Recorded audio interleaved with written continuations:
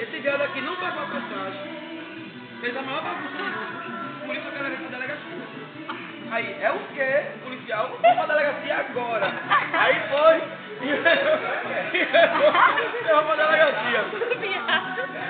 Quando chega na delegacia, o viado, já conheci o delegado. Delega! Ela, é o quê, Rebeca? É tua mulher. Aí não vai ficar assim não. Eu não vou ficar presa não, não sei o quê. Aí eu sei que o motorista, o cobrador com raiva, aí chama o cachorro assim, Ralph, pega Ralph. Aí Ralph, Ralph.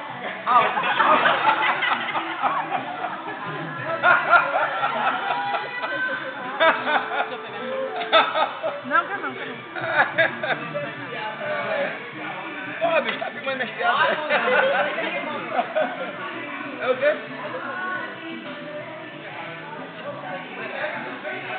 Ele quer correr, mas não me lembro não, pô.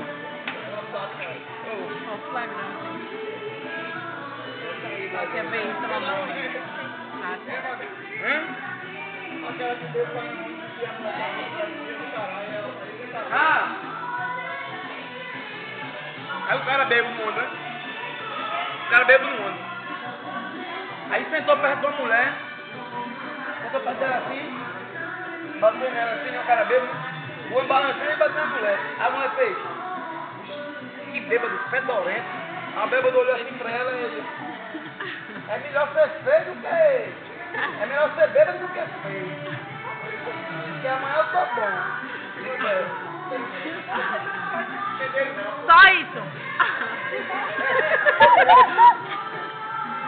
Não! Aí eu para assim mesmo. É melhor ser bêbado do que ser feio, porque hoje eu tô bêbado, amanhã eu tô bom. Tu já disseste isso, Ele O cara chegou assim, 3 vestidos.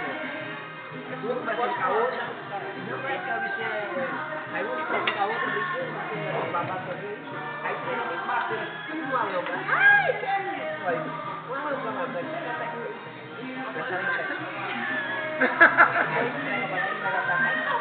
Como é esfregado?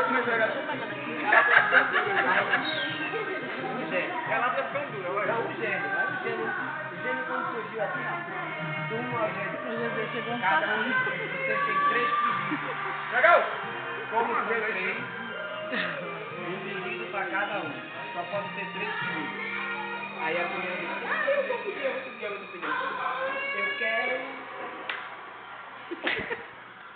ser muito rico mesmo, muito dinheiro, gente.